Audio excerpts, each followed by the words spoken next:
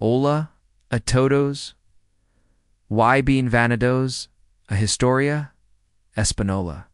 Si te apasionan las historias fascinantes, los misterios del pasado, y los relatos que te dejaron pensando, et canales para ti, antes de empezar. Asegurad de suscribir al canal, y dejar to like para apoyar nuestro contenido. Tu apoyo nos ayuda a seguir trayendo más historias increíbles. Ahora su ponte cómodo, relegit, que acompaganos en esta histor. The man in the alley catches Nell's attention the moment she turns the corner. Unshaven and in tattered clothes, he sits on the pavement, completely drenched from the rain. No umbrella, no shelter, just cardboard beneath him that has long since turned to mush in the downpour. Nell's heart gives that familiar pang of sympathy. This morning is a cold, gray wash of Mori that seems to seep into her bones. But she is already 15 minutes late for her job interview at Morrison & Associates. Clutching her worn portfolio against her chest, she can't afford to be late. Not when her rent is already 3 weeks overdue, and her landlord has started leaving incessantly threatening voicemails, so she has to hurry along. Except something about the man makes her pause. Most people in his situation would be hunched over, trying to make themselves smaller, invisible. This man sits as if he owns the alley, even sitting on wet pavement in the pouring rain. There is something almost regal about his posture. His spine is straight, shoulders squared with a dignity that seems completely at odds with his circumstances. And when he looks up and their eyes meet, Nell's breath catches in her throat. His gaze is unsettling, not threatening, but aware. Too proud for someone who should have been broken by whatever circumstances have landed him here. Mostly, though. They are the most unusual shade of amber she has ever seen. It makes her stumble. Her foot catches an uneven stone, and suddenly she is falling forward. Her portfolio flying from her grasp, the contents of her purse scatter across the wet pavement. Her wallet. The carefully wrapped sandwich that I suppose to be her lunch. Her ancient Walkman. Every pen she owns. Not again, she whispers, scrambling on her hands and knees to collect everything before it is ruined or blown away. That's when she sees the strange man's hands moving alongside hers. Nell tenses, expecting him to pocket the money. She wouldn't even blame him if he did. But instead, he gathered her scattered belongings with careful precision, holding everything out to her with a gentleness that takes her completely off guard. I believe these are yours, Hesses, in a deep voice. He doesn't ask for anything in return. He just settles back, against the wall with that same inexplicable composure. Thank you, Nell manages, accepting her things with hands that tremble slightly. The money in her hand represents her bus fare home. The small buffer that might let her eat dinner tonight if the interview goes as badly as she expects.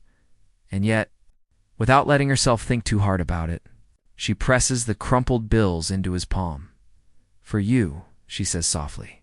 Get yourself something warm to eat. The way he looks at her then makes her chest tight with an emotion she can't identify. As if she has just done something extraordinary instead of simply human. Thank you, he says quietly.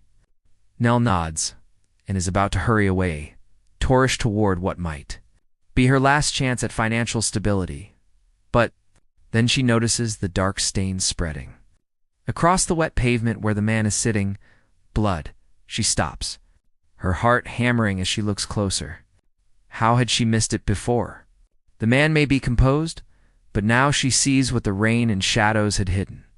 His jacket hangs open slightly, revealing a dark, wet patch along his ribs, where blood seeps through his torn shirt. You're hurt, she exclaims. The man glances down at his side as if surprised to find it bleeding. It's nothing, he says. He's too pale, Nell thinks, and his lip shave taken on a bluish tinge that has nothing to do with the cold rain. That's not nothing, she says firmly. You need to get that looked at. She bites her lip. He obviously can't afford a doctor or a hospital. That much is clear from his circumstances. She thinks of the interview waiting for her, of her overdue rent and dwindling options. Then she looks at this mysterious man who helped her, all the while bleeding in an alley with nowhere to go. "Come with me," she says, extending her hand. "I can clean that wound and bandage it properly." Something flickers across his face, yet he remains perfectly still, staring at her outstretched hand without responding. The silence stretches uncomfortably. "My name is Nell, by the way." Nell tries a gentle smile, hoping to encourage him. "What's yours?" He starts, then stops. His amber eyes meet hers. For the first time since she's seen him, he looks truly lost. "I can't remember," he murmurs. The rain continues to fall between themas. Those words hang in the air. Chapter 1. "You can't remember?" Nell repeats, staring at him in confusion. What does that even mean? His name, the last few days. She wants to ask more, but something in his expression, lost and almost fragile, stops her from pushing. Maybe it's shock from blood loss or trauma from whatever gave him that wound. Either way, standing, here interrogating an injured man in the pouring rain isn't helping anyone. "It's okay," she says gently. "We can figure that out later." He looks at her extended hand for another long moment before slowly reaching out to take it. His fingers are cold, despite the earlier warmth she'd felt. And she can see the effort it takes for him to pull him sulfury-bright. "There's a pharmacy just around the corner," she says, leading him out of Thiele. "I need to get proper supplies to clean that wound." The pharmacist, middle-aged woman with kind eyes, immediately springs into action. "Deep cut," she asks, pulling items from the shelves. "You'll need antiseptic, gauze, medical tape, and these waterproof bandages. Very important to keep it dry once it's cleaned. Infection sets in fast with wounds like that." Nell nods, watching the growing pile of medical supplies. What should he watch for? Redness spreading from the wound, red streaks, any unusual smell. The pharmacist rings up the total. "That'll be $43. Nell's stomach drops. She opens her wallet, counting the meager bills inside. "Sure, bye. That's it." She starts, heat flooding her cheeks. "I'm sorry. I don't have enough." The pharmacist's expression softens with understanding. "Do you have anything at home you could use instead?" "I have hydrogen peroxide," Nell says quickly, "and rubbing alcohol. That'll work." "Just take the bandages then." $12. Relief floods through her as she hands her the money. Back outside, the nameless man is leaning against the pharmacy wall, his face even paler than before. "My apartment's only a few blocks away," she says, clutching the small pharmacy bag. "I have everything else we need there, and it's warm and dry." He looks at her with those unsettling amber eyes, and she can see the internal struggle playing across his features. "It's okay," she says. "You're hurt, and I'm offering help." That's what people do. Something in her tone seems to decide it for him. He nods once, a sharp, grateful gesture. Chapter 2. Nell's apartment building, Issa, tired 3-story structure that's seen better. Decades with peeling paint and a front door that sticks in humid weather. As they climb the narrow staircase to the second floor, she's acutely aware of her mysterious companion behind her. The quiet way he moves, how he seems to take in every detail of their surroundings with those unsettling amber eyes. On the landing, they encounter Mr. Hoffman from 1B, standing in his pajamas and slippers. "Hello, dear," he says to Nell, blinking owlishly. "I was just in need to get milk for my coffee, but I can't remember where I put my keys."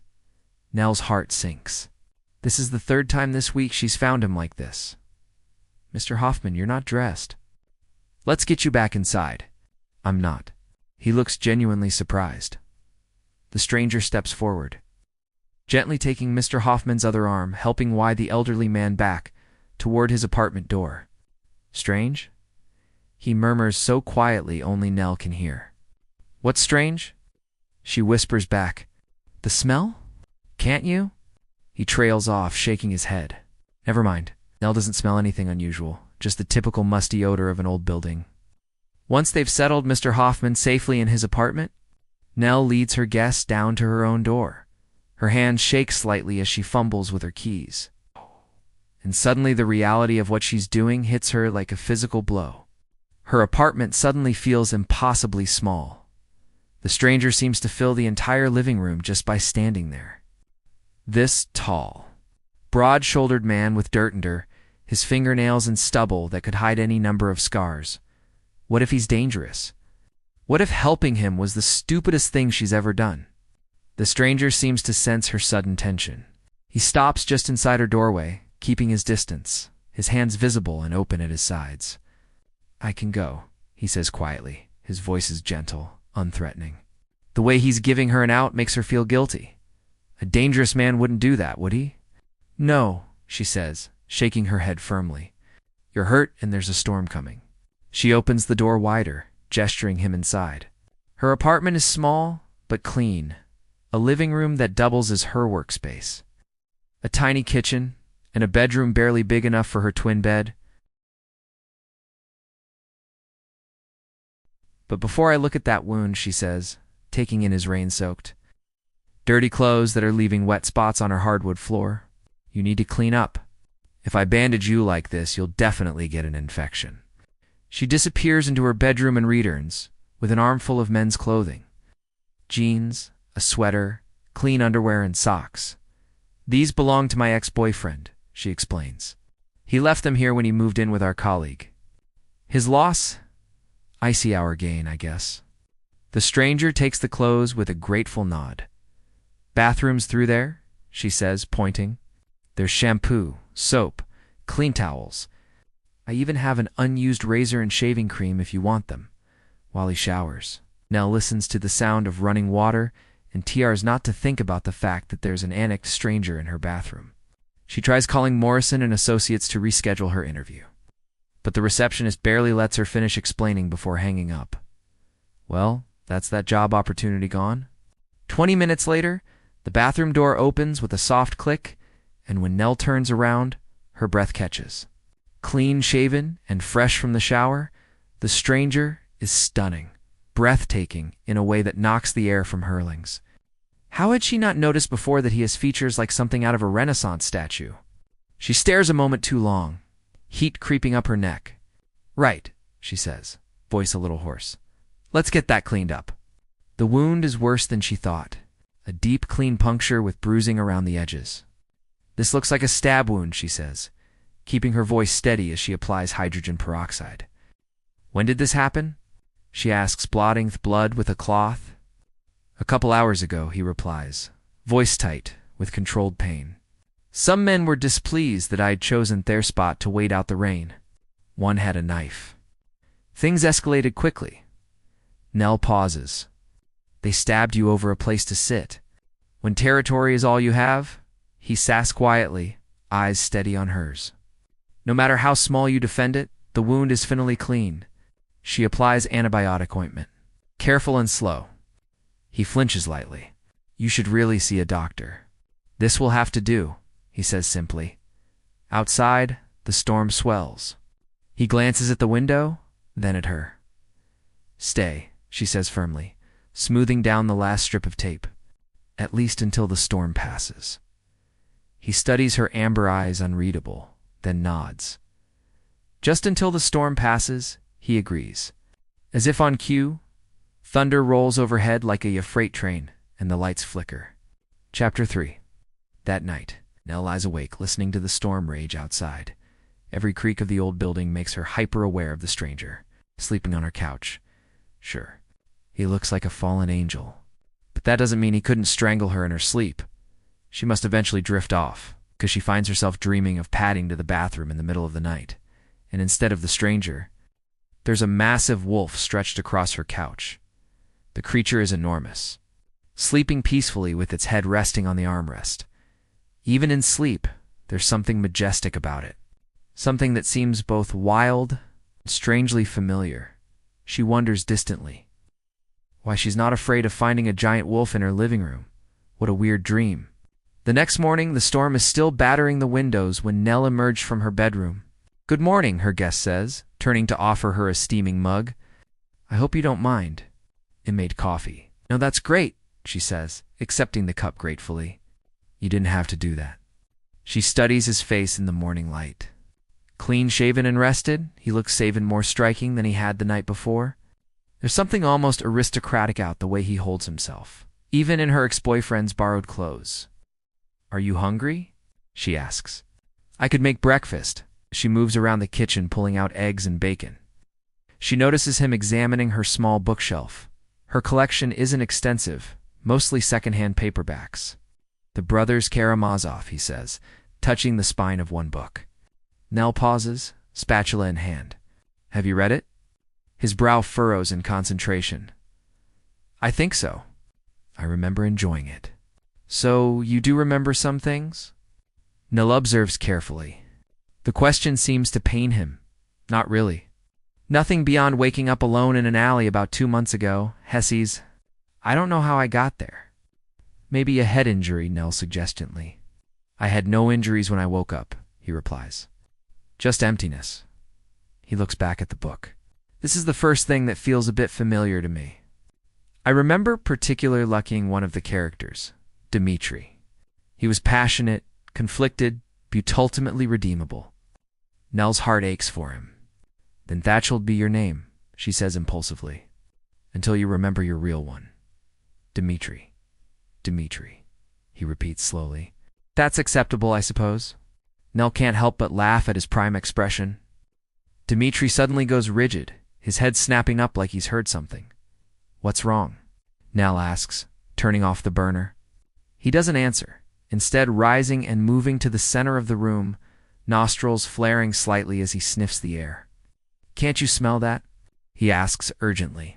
Nell inhales deeply. Smell what? Thebacon? No, he says. Something's wrong. Before she can respond, he bolts for the door. What the heck? Nell mutters, following him into the hallway. She spots from halfway down the stairs, trying to force open a door on the ground floor. It's locked, she calls down to him. It leads to the boiler room. Dmitri ignores her, throwing his holder against the door. Stop, Nell says, hurrying down the stairs. You need a...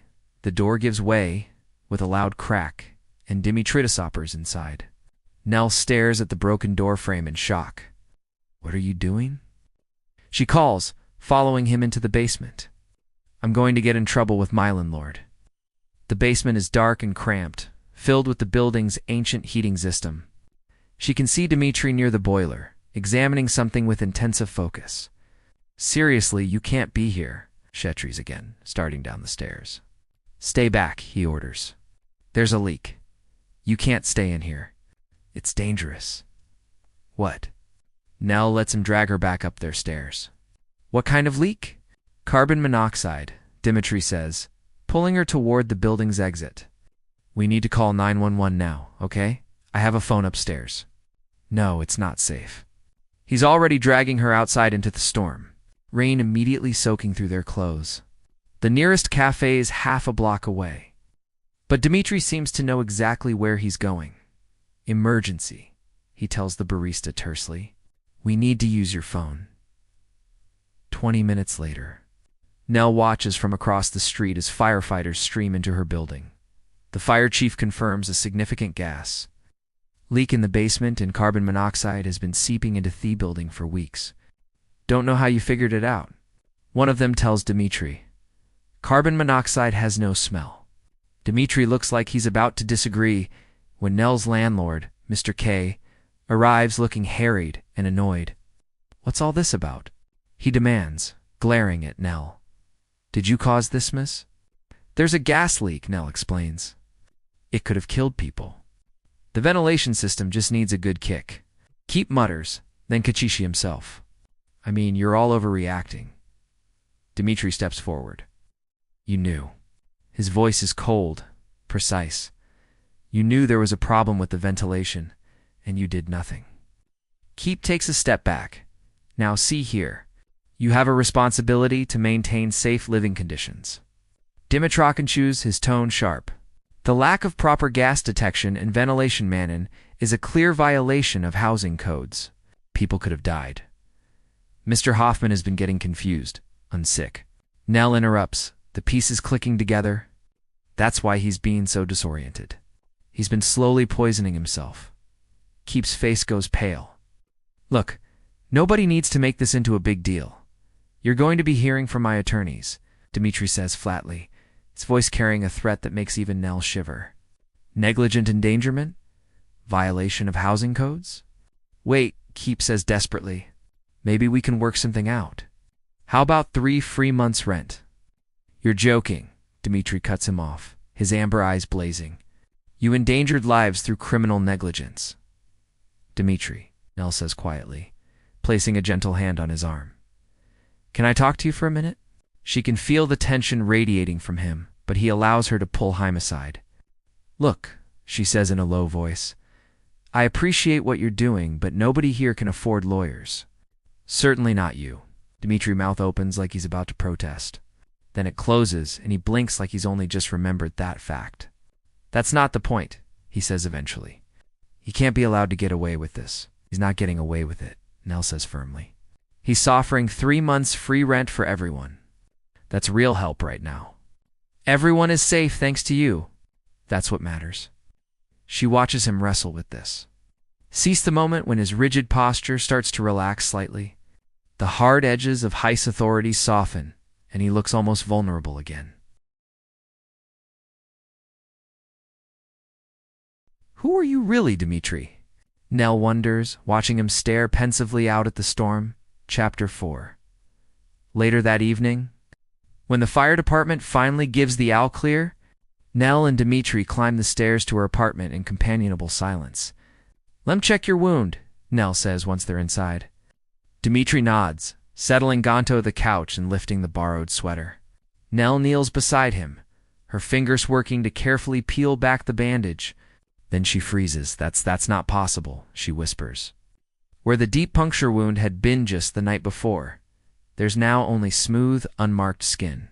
Not even a scare remains. I don't understand, Dmitri says, staring down at his own torso with the same bewilderment she feels.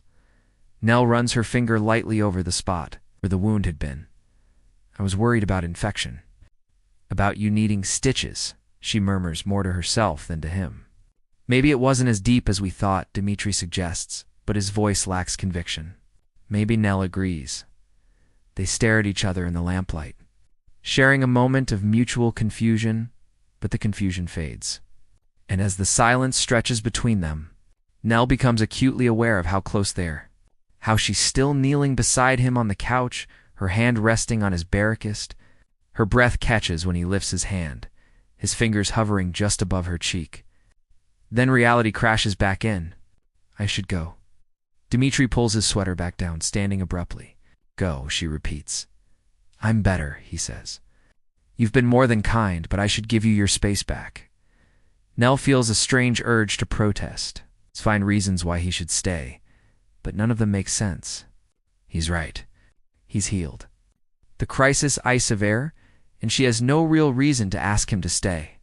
Of course, she says instead, forcing a smile. Let me pack you some food. When she returns to the living room, Dmitri is folding his old clothes. Keep those, she says, nodding toward the clothes he's wearing. They fit you better anyway. Are you sure? Trust me, I never want to see them again. The bitterness in her voice surprises them both. Dmitri takes the bag of food, his fingers brushing hers as he does. Thank you, he says quietly, for everything, your kindness, your home. I don't know how to repay you. It was nothing, Nell assures him. No, Dmitri tells her, and there's something almost fierce in his voice. It wasn't nothing. You helped a stranger when you had every reason not to. You shared your food, your home, your safety. He pauses, troubled. I don't remember who I was before, but I don't think I was kind. I don't think I would have done what you did, and then he's gone. Leaving her standing in her suddenly too quiet apartment, staring at the empty couch where he'd slept. Chapter 5. 2 days pass in a blur of ordinary routine that somehow feels completely wrong. Nell goes to job interviews, comes home to her empty apartment, and tries to pretend she doesn't keep glancing at the issues where Dmitri had slept. She tells herself it's ridiculous. Shek knew him for less than 48 hours. People don't form attachments that quickly to complete strangers. But then, the storm hits. It starts a Chevy rain around noon. It's the kind that makes the city's inadequate drainage systems overflow and turn streets into rivers. By evening, it's upgraded to something apocalyptic. Howling winds that rattle her windows, hail the size of golf balls. and rain so heavy she can barely see the building across the street. Nell paces her apartment, checking the weather reports obsessively. All she can think about is Dmitri, somewhere out there in this nightmare weather, with nothing but the clothes on his back. By 10 o'clock, she can't stand it anymore. She pulls on her heaviest coat, grabs an umbrella, and ventures out into the storm. The wind nearly knocks her over the moment she steps outside. The streets are almost completely dark, except for the occasional emergency vehicle racing past with sirens wailing. Water rushes down the gutters like rapids, and she has to hold on to building walls to keep from being swept away. She makes it to the alley where she first found him, empty except for debris, blown in by the wind. Where would he go? Where could anyone go in this? She's about to give up. Soaked to the bone and shivering violently when she spots a figure huddled in a narrow alcove between two buildings. "Dmitri!" she calls out, fighting to be heard over the wind. He looks up, and even through the rain she can see his surprise. Nell, they share a look across the storm-lashed space between them. "You're still here," she says, gesturing to the area near where she'd first found him. Asmel's smile tugs at the corner of his mouth. "Well, I thought just in case." The way he says it makes her chest tight. Just in case of what? In case she came looking for him.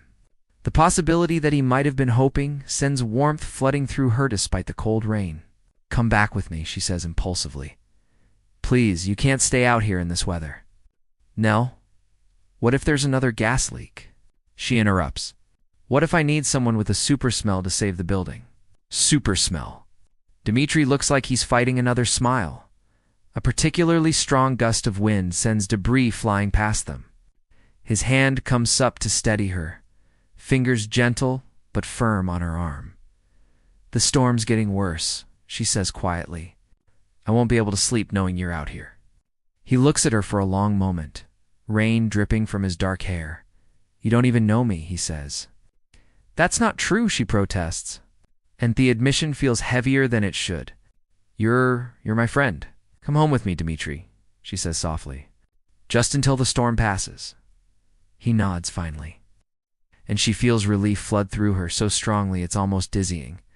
Just until the storm passes, he agrees. Chapter 6. Back in her apartment, they stand dripping in her small entryway. "I should get you a towel," Nell says, acutely aware of how his wet clothes cling to his frame. "That would be good." Dmitri agrees. She bustles around, gathering dry clothes and towels, trying to ignore the way her pulse quickens. You can change," she says, gesturing toward the bedroom. "I'll go get some sleep." "You should too. It's late." "Yes," he agrees, but makes no move toward the makeshift bed. "All right." They stand there in her small living room, the weight of unspoken things pressing down on them.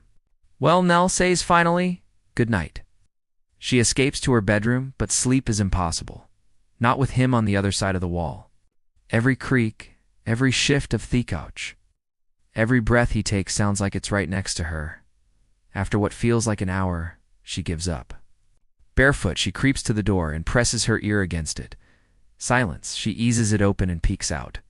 The living room is washed in moonlight. Dmitri is sitting on the edge of the couch, elbows on his knees, staring out the window, still watchful. It's like he's hunting something in the shadows. "Can't sleep either," she whispers. He turns his head toward her voice. Even in the dark, his eyes gleam. No, He says softly. She steps out, suddenly too aware of her thin nightgown and bare legs. The air feels colder, her skin tighter. "I thought maybe I'd make some tea." "Chamomile," she says, trying to sound casual. "It helps sometimes." "Help," he repeats, and there's something darkly amused in his tone. She clears her throat. "Would you like some?" She's already reaching for the kettle when she hears him stand. Footsteps behind her, slow, controlled, not loud but present. And when she turns, he is here. She backs up instinctively, the counter pressing into her lower back. He follows, stupendous shy of touching her. "Nell," he murmurs, his voice like smoke, rough and intimate. She waits her lips. His head dips lower, and she feels the brush of his nose against her throat. "I don't want tea," he murmurs, lips grazing her skin. She swallows. "No," she asks. Her hands fly to his chest, meant to push, but they don't. They curl into his shirt instead, pulling him closer. "You smell like rain and heat," he replies. "And something sweeter underneath, Dimitri," she breathes, her whole body thrumming. "You've been so kind to me," he whispers. "Let me make it up to you." The kiss crashes over them like the storm outside.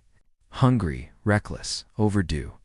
He kisses her like he's remembering something with his body before his mind can catch up.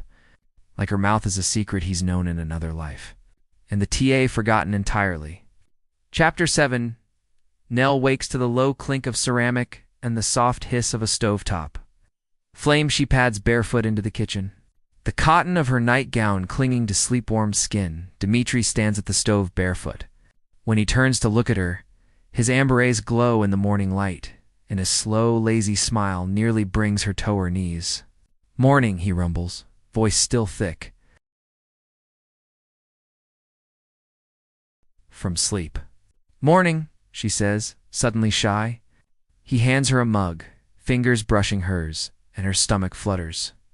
A soft, nervous excitement she hasn't felt since she was a teenager. "The storm's over," she murmurs. "So it is," he says, eyes focused on her. "You could stay another day." She hesitates just to be safe. The forecast mentioned possibly shocks. A beat of silence, then his mouth twitches. "Aftershocks," he echoes, stepping forward with a glint in his eyes. "I see your age as being responsible." "I am extremely responsible," she replies, chin lifting. "Yes," he agrees, his voice rough as his fingers tuck a strand of hair behind her ear. "You are." When he kisses her, it's slow and warm, tasting like coffee and something deeper. Something unspoken. Her body leans into him before her mind catches up. "Just one more day," he murmurs against her lips. But one day becomes two, then a week, then more. They fall into an easy rhythm, except nothing about it is easy. Every brush off skin feels electric. Every look lingers a beat too long. "I am just grateful," he says one afternoon, backing her against the counter, his mouth ghosting her jaw. "You saved my life. Let me show my appreciation." "This is appreciation," she pants as his fingers tease the edge of her waistband. Deep, sultering gratitude. He confirms solemnly before kneeling to demonstrate just how grateful he can be. They joke about their arrangement. Nell, calling him her kept man. Dimitri insisting he's earning his keep in increasingly creative ways. But underneath the humor is something deeper, more intense. Like the way his eyes go flat and predatory when another man flirts with her at the corner store. Or the way he growls, low and quiet, when he kisses her neck just where her pulse beats loudest. "You're insatiable," she gasps. One night as he presses her into the couch cushions. "For you," he breathes, voice rough with need. "Only ever for you." Dimitri isn't content to simply live in her space. He approaches her apartment's problems with systematic efficiency. He doesn't just fix the cabinet door. He reorganizes the entire kitchen for optimal workflow. "You don't have to do all this." Nell says she's holding a screwdriver he handheld her without explanation. Standing on a chair to reach a light fixture? It's inefficient to let problems accumulate. He says matter-of-factly. Small issues become systemic failures. Soon, Dimitri's organizational skills sextend beyond her apartment. He creates schedules for building maintenance, rotation charts for helping misses, that somehow get implemented without anyone quite remembering agreeing to them. "You have a way with people," Nell observes one evening as they climb the stairs. "It's like you always know how to get them to do what you want." Dimitri stops so suddenly, she nearly collides with him. "Is that a bad thing?"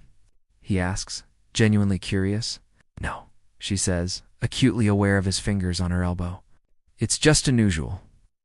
Later, when they're tangled in bed, he kisses down her neck with barely restrained hunger. She feels his teeth graze her skin, sharper than they should be. Something in his voice is trembling. "I shouldn't." Instead, he sinks his mouth into her skin and leaves bruises shaped like his hunger. One afternoon at their usual coffee shop, Nell excuses herself for the bathroom.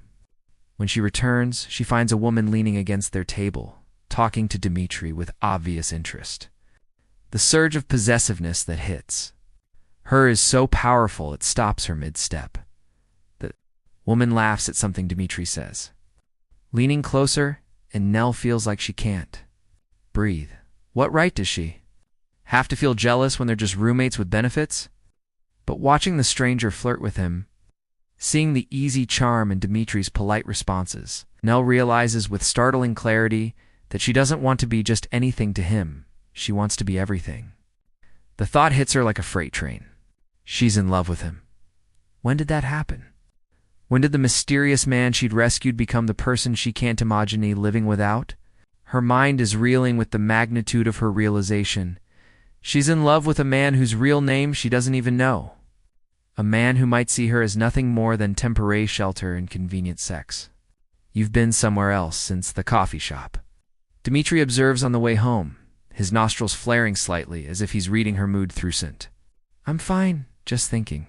He studies her face for a long moment, then nods. Tell you what, let me cook tonight. You didn't have to. I want to, he says firmly, cupping her face in his hands. Let me take care of you. His thumb brushes across her lips and she finds herself leaning into the touch like she's drawn to him by some magnetic force. Okay, she whispers. He smiles, slow, sharp, full of promise. Good, I'll be back in an hour. She's still standing there smiling to herself. A harsh voice cuts through her thoughts. You should be ashamed of yourself. Nell spins around to see a well-dressed, middle-aged man striding toward her, his face twisted with disgust. His expensive suit and confident bearing scream money, but his expression is filled with rage. Excuse me, Nell says, taken aback. Being with that man, he says, his voice getting louder. Do you conveniently ignore all the lives he's ruined because he buys you nice things? I'm sorry. I don't know what you're talking about. Blake Storm, the man spits. CEO of Storm Industries. Nell's frowns in confusion. Don't play dumb with me. I saw you with him. Wait, Nell shakes her head. Are you talking about Dmitri? Dmitri, the man scoffs. You think I wouldn't recognize the Monwo forced me to sell my company, and gutted it, sold off the profitable parts, and threw away the rest. Hundreds of people lost their jobs because of him. I think you have the wrong person. Nell protests. He's not some. He's homeless. He has amnesia. Amnesia. The man laughs harshly. The man's worth millions. He's probably working some elaborate scheme. Tax evasion, hiding assets, who knows what. Nell remembers Dmitri's wound, the poor condition he'd been living in, and above all, the lost looks he'd get whenever he tried to remember his past life. You're wrong, she insists, but doubt is already creeping in.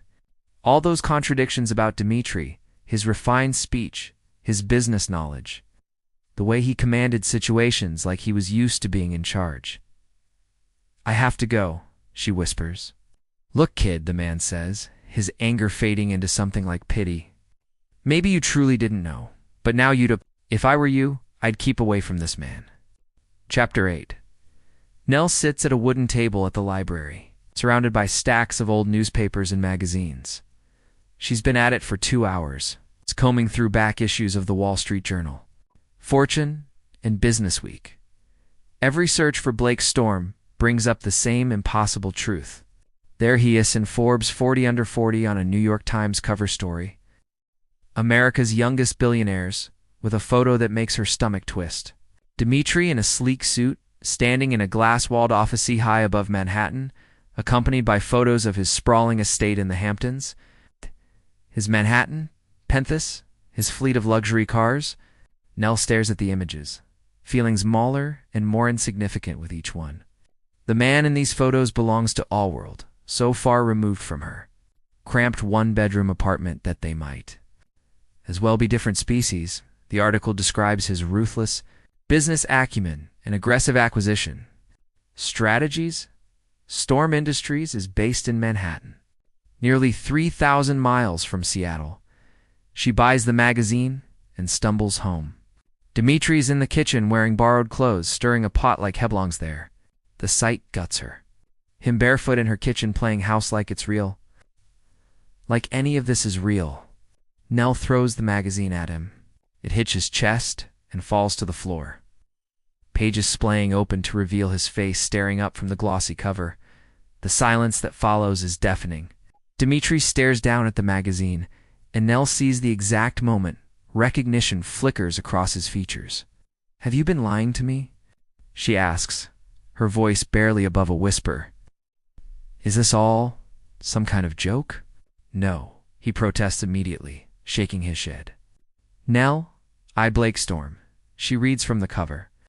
Net worth $2.8 billion, CEO of Storm Industries. "That's you, isn't it?" Dimitri's mouth opens and closes. Laika can't find the words. I don't remember any of that," he ends up whispering. "A man came up to me today," Nell continues. "He knew you. He said Yao destroyed his company." "That's not." Dmitri looks up from the magazine. "I would never." "Look at yourself," Nell says, gesturing to the open pages. "Look at that house, that office. You could buy my entire building with pocket change." The photographs mock her with their opulence.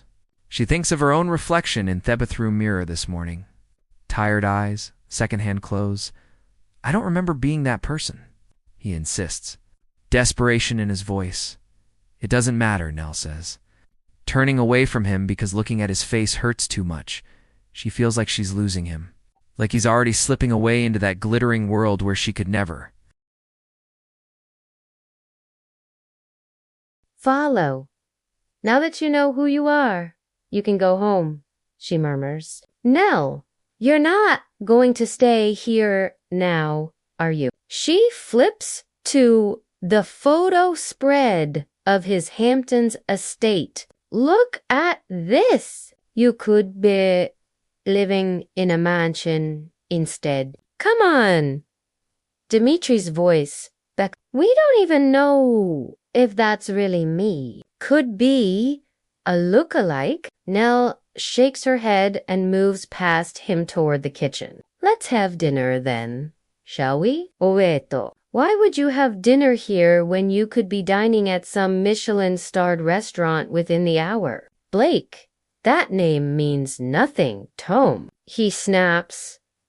"That man said you were lying." Nell continues that you're probably evading taxes or hiding assets, and you believed him. Dimitri's voice, just like that, some stranger on the street. The pain in his voice makes her want to take it all back, to apologize and pretend none of this ever happened, but she can't. The photographs are right there, proof of a life so far beyond her reach, it might as well be fantasy. "No," Nell says, her voice small and broken. "I know you didn't lie about the amnesia, but the truth is it doesn't matter. It's over this.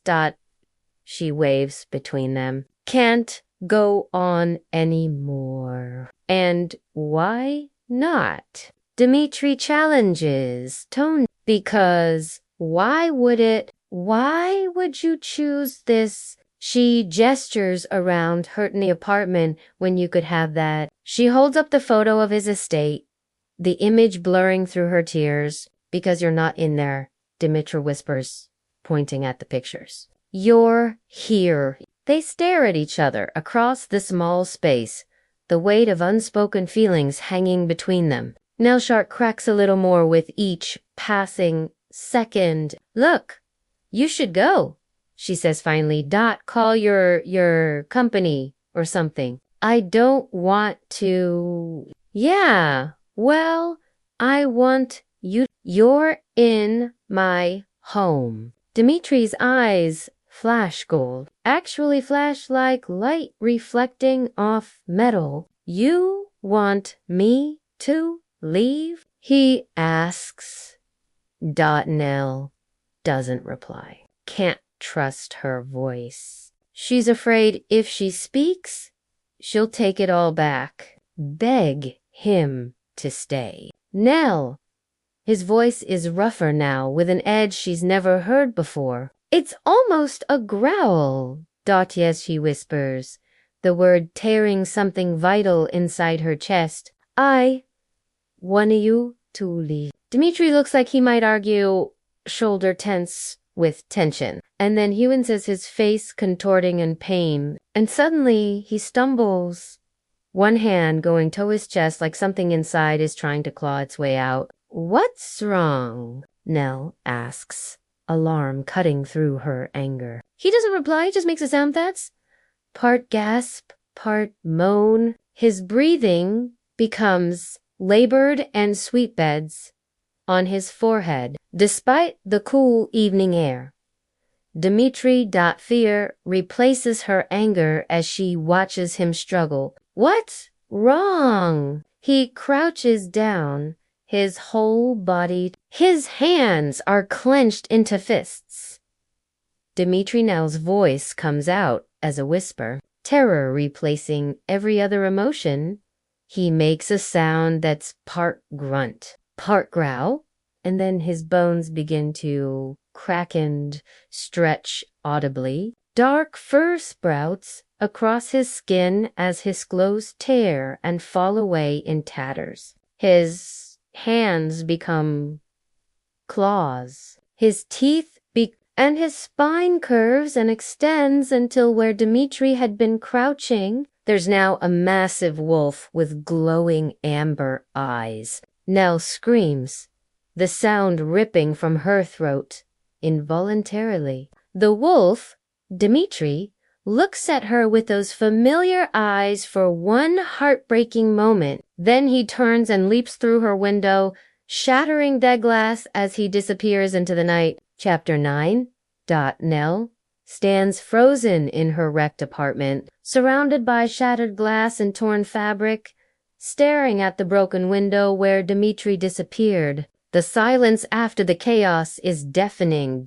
First, gentle. Mysterious Dimitri is actually a ruthless billionaire CEO, and no, he turned into a wolf right in front of her. I'm losing my mind, she whispers, running her hands through her hair. I'm actually losing my mind. She sees his face again right before the confusion, the pain, and afterward the way the wolf had looked Ithor with such heartbreak. She replays it again and again, the Sofwine when she screamed, the way he flinched like her fear physically hurt him. And now he's alone. Out there, she says. The thought jolts her. Dimitri Breku, whoever he is, had been confused and scared, and she sent him away. The guilt hits hard. She breathes, grabbing her jacket. She has to find him. Explain something. She can't leave it like this. Not when she's in love with him. Not after the way he looked at her. The streets are eerily quiet for early evening. Nell hurries toward the area where she first found him, scanning Givery Alley, every shadow. Dimitri, she calls softly, not wanting to Drottenshin, but desperate for him to hear. Dimitri, please. She's halfway down the block when hands grab her from behind. What? She starts to scream, but a rough hand clamps over her mouth. She's yanked into the narrow space between two buildings. Her heart pounds as she struggles, biting the hand, kicking wildly. But there are at least 2 men, maybe 3, and they're stronger.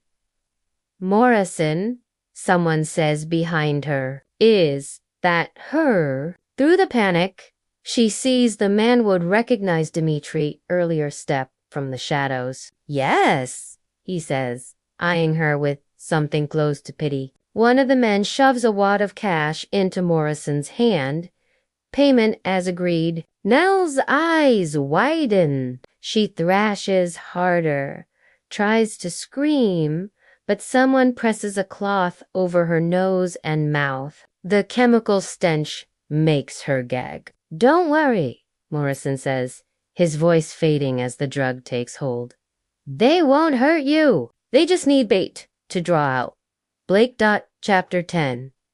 Nell wakes to a pounding head. and the bitter taste of chemicals in her mouth, she zip-tied to a metal chair in an abandoned warehouse. The air thick with rust and rot. Yellow street light filters in through broken windows high above. 3 men circle her like predators.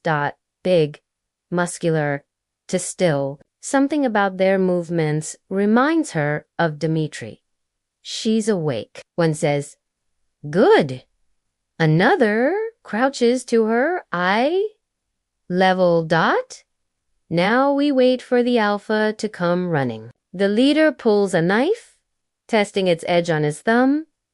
Either way, she's done her job. Morrison said to make sure Blake suffers, didn't he? Terror grips her as the blade comes closer. "Please don't worry, sweetheart. We'll make it quick." Then comes the growl.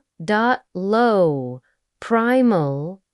It vibrates through the floor and up her spine. "Temen kurizu." "I thought you said he didn't shift anymore." One whispers, "Shut up." "Get ready." From the shadows, a massive wolf steps into the light. Bigger than before. Dark fur like smoke. Amber eyes locked on the knife near her. Well.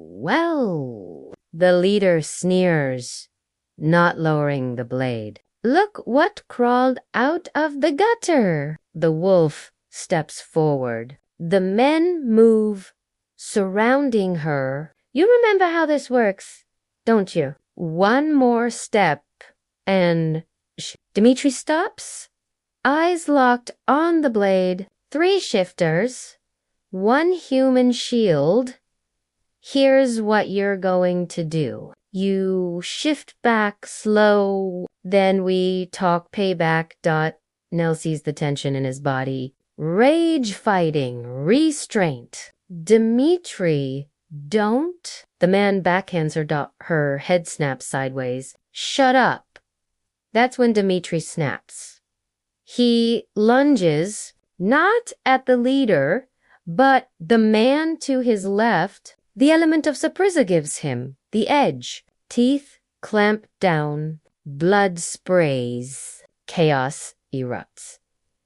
The leader turns, knife forgotten for a breath. It's enough. Dmitri releases his first target and pivots toward Nell. The 3rd shifter starts to shift. Dmitri barrels through him like nothing, focused only on her. The leader lifts the blade, but Dmitri slams into him. They crash into crates, the knife clattering away. All 3 men shift now. Bones cracking, bodies stretching. But they're smaller. Dmitri fights like something possessed, wild and precise. They come at him in tandem, snapping at his legs, trying to bring him down. The floor runs with blood. Some his most tears. One by one they falter, limping, beaten.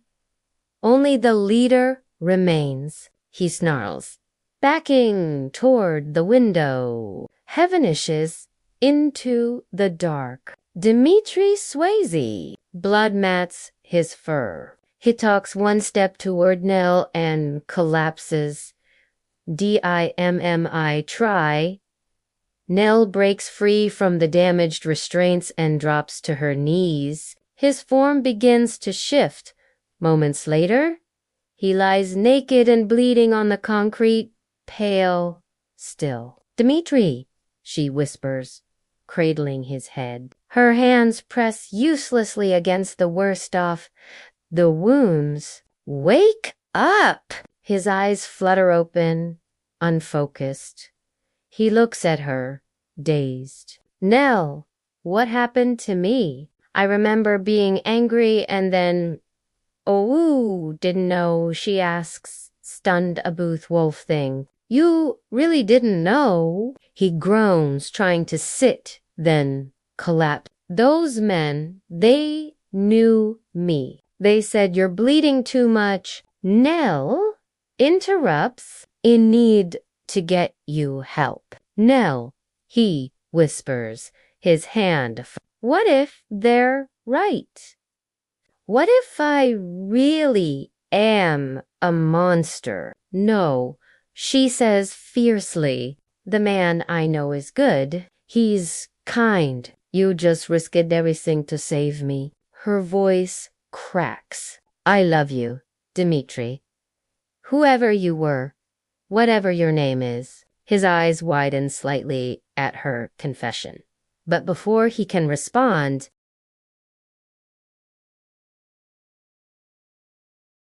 they roll back and he goes limp in her arms. Help! Nell screams into empty warehouse. Somebody help us. That's when she hears the sound of expensive cars pulling up outside, followed by repeat footsteps. He's here, a voice calls out. Three figures in tailored suits burst through the warehouse entrance, moving with the same predatory grace as the men WHO that attacked them. But these newcomers can the space with professional efficiency. Their eyes immediately lacking on Nell.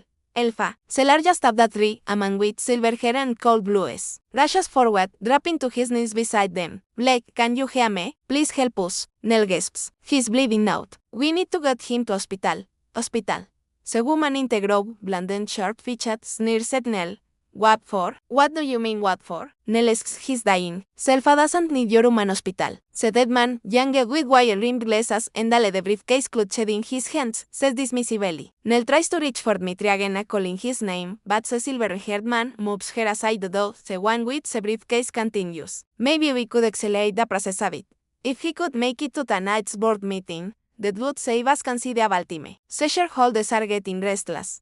These people are crazy, Nell mates. But then the woman produces a cinch from her jacket and plunges it directly into Dimitri's chest. No, Nell yelps, but suddenly Dimitri gets sensed so pricked, his snapping open with startling clarity. The three newcomers immediately incline their heads in perfect synchronization. Elfa, they say in unison, welcome back. The one with the briefcases pulling out the diamonds. If you could just get your signature and this match agreement really quickly for crying out loud. Nell explodes. He's wounded. Leave him alone. But Dmitri blinks, takes a quick look at the document, and his entire demeanor shifts. What's a Malcolm? Snarls, ripping the papers to shreds. These contracts absolute what did it tell you about doing business with the Force Group? You've got to hold them by the balls, otherwise they'll bleed you dry. Malcolm blinks back what might be tears of relief. Oh, thank God you're back, Elfa. We've been so lost without you, you're an incompetent Malcolm. Dmitri continues coldly. But sir, where have you been? What happened? We've been searching for months. None of your business. Dmitri cuts him off with icy precision. Isn't it your job to know these things beforehand?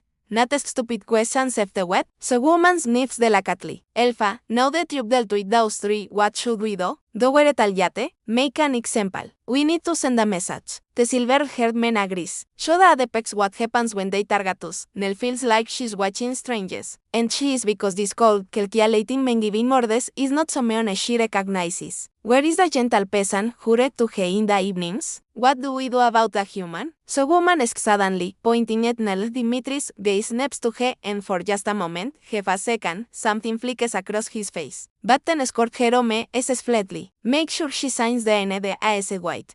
Nell starts reaching for him, but hands are already pulling her to her feet as they let her toward the waiting car. Nell looks back desperately. The man she fell in love with, gentle, lost Dmitri, WHO made her coffee in the mornings and weighed about Mr. Hoffman, might as well have never existed at all. Epilogue. Those weeks feels like those years. Nell stares at her reflection in the bedroom mirror, barely recognizing the woman looking back. Dark circles, limp hair, an extra few pounds. The whole building has been trying to fit her since in the lab. Even Mr. K brought cookies very awkwardly in her doorway. We missing you and Dmitri together. Mrs. Chen had said gently, such a nice young man. Nell swallowed the lump in her throat. How do you tell someone you're mourning a man who might never have existed? He disappeared without a word. Just a team of lawyers at her door the next morning, armed with NDAS and confidentiality agreements, saying here and here. Initial here. A thank you for your discretion deposit appeared in her account. Useful, yes, but it made her feel cheap. Erased. Not a word from him. The one silver lining, her job, thanks to Blake's resume overhaul, she landed a position at a prestigious marketing firm. But success feels hollow when you have no one to share it with. Her days blend to meetings and emails. And tonight, walking home from another long day up pretending to care. The sky opens up, rain pours in relentless sheets, the same kind that brought them together. Without thinking, her feet led her somewhere else, not Tommy. To say Ellie. It's smaller than she remembers, that just a narrow passage between buildings, unremarkable, except that it changed everything. She stands in the exact spot where she found him. Rain soaks through her jacket. How could she have known that someone's lamp here, lost, vulnerable, was a corporate shark, a supernatural being? And yet even then she'd felt something appeal like he was already important. Whereas she is just an ordinary girl, who happened to be in their own place at their own time and had her heart completely broken, Sarah suddenly stops hitting her. Though she can still hear the pattering on her. She blinks confused, there's an umbrella over her head. She turns slowly, afraid of what she'll find, or worse, what she won't find, but he's there, holding a black umbrella over them both. His hair is short, expertly styled. He's clean-shaven, dressed in a charcoal suit that probably costs more than her rent, but he says those unusual MBIs with flecks of gold are exactly the same. You're still here? Says softly, his voice achingly familiar. She shrugs, throat tight. Yeah, well, she memes, just in case. Sometingly que hope flickers across his face, but she steels herself against it, against him. The last time she saw this man, walked away without a big wet glance. So, she says, finding her voice. You remember everything then. He hesitates. Yes, admits David. It does good. She gives him a small tight smile. Convenient, I mean, for all those business this, your associates seem to need you for. His smile tightens into something nervous. Yes, SS. I suppose so. Raindrops against the umbrella, creating a private well down them. I looks at her carefully. How have you been? Asks. Well, I haven't been kidnapped in a while, so there's that, she replies, making him say.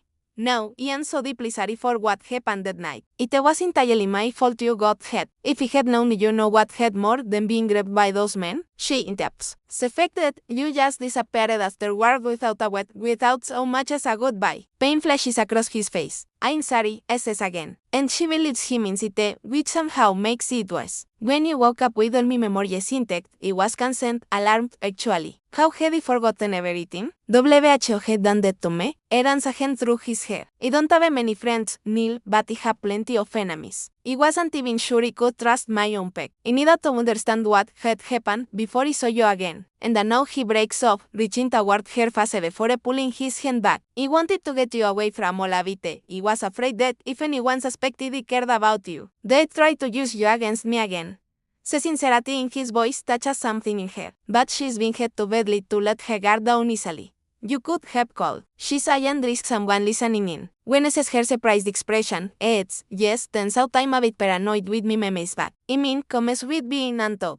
Right on top. She shakes her head. So, you got your memes back and remembered you're some big corporate. I remembered I'm a lot of things, interrupts, and none of them particularly good. He says darken. I told the things you had about me that night. They're true. She reaches for him without thinking. Her hand on his arm seems to calm him, and he looks surprised that the context is how he got cast. I explains. Cast to lose my memes. It was a curse. Like magic, Nelesks. When he nods, she adds, magic is real. His lips waking a small, almost amused smile. Well, how did you think it turned into a wolf? Yeah, about that, she hesitates. Is that a real thing you can do? His smile falls again. Yes, es Scarefuji. I'm a shifte. I'm a man, but I'm also not. Or part of me isn't. Nell thinks back to all the things that had passed about him. He's a cute sense of smell. The way he sometimes grow and frustrated. Yeah, she says slowly. That kind of checks out and watches her reaction closely. Does it bother you? Nell scoffs. Is that why? You're here? She snaps, worried I'll tell someone your secret. No, Dmitri says quickly. I'm not worried about that. I trust you. Then what are you worried about? He takes a deep breath. You have to understand that I'm not a good person, Nell. Not really. That's why I got cursed in the first place. He continues before she can interrupt. My ex-fiancé, who, I should confess, I only got engaged to in order to pressure her family into signing a massive business deal. Cursed me after I broke things off. She had me kidnapped and dumped in this city so no one would find me. Nell makes a face, and he pauses. Sorry, she says. I'm just debating whether you deserved it or not. A surprised laugh escapes him. I probably did, he admits. After getting me memories back, I tracked down what Sheila had done. The curse was designed to only break if Somion truly fell in love with me. Me, without my money, or power, or influence. She was convinced it would never happen, that I'd be stuck like that forever. Nell feels heat rise to her cheeks. Oh, when I was lying in this alley and you found me, you said I remember what I said, she interrupts, sighing. He looks dejected at her tone, his shoulders dropping slightly. Right, he says carefully. He hesitates, then asks, and now, do you think perhaps in time you could still owe me now that I'm this? He gestures to himself. This, Nell repeats. I'm still all those terrible things I was before, he says. Words coming faster now. I still run a cutthroat company. I still make decisions that hurt people. I'm still surrounded by others, just as ruthless as I am. But the thing is, Nell, that I now remember what I was like when I was with you. And I like that person much more. Feeling herself blush, Nell snorts. So what? You want me to be your moral compass? No, Nell. His voice drops. I want you to love me still. I've missed you. I can't go back to how things were before. Not anymore. Not when I know what it feels like to be loved by someone like you. You mean poor and average? She jokes weakly. I mean selfless, he says, reaching up to brush rain-ampened hair from her face. And brave. Kind. His thumb traces her cheekbone. And very beautiful. Nell feels tears building behind her eyes, and she blinks them back furiously. Look, she says, voice unsteady. Wes started this thing when you weren't yourself. But your memories are back now, and eventually you'll realize you belong in that sparkly world of yours. And there's nothing sparkly about it, interrupts. Not without you. His lips find hers, warm and familiar, desperate all at once. He kisses her like a drowning man finding air, like Simeon coming home after a long absence. I love you, he whispers. The curse broke Beckles. You loved me when I had nothing to offer but myself. Now I have everything, and the only thing I want is you. She looks up at him. This man who is both Dimitri and Blake, both lost souls she found in an alley, and the powerful creature who stands before her now. Give me a chance, he pleads softly. Just one more chance. And despite everything, despite the pain off the past 2 weeks, despite the complications that loving him will bring, Nell rises on her tiptoes and presses her lips to his again. The rain continues to fall around them, but neither notices, in this moment. In this unremarkable alley where their story began, they are the only 2 people in the world. The girl who found a wolf, and the wolf who found his heart. Thanks for watching, everyone. Leaving a comment really helps support this video. So, if you enjoyed the story, let me know your favorite moment or quote in the comments below. I'll gift my favorite response a free month access to my Patreon, where you'll find bonus stories and exclusive scenes not shared anywhere else. Hope to see you there soon.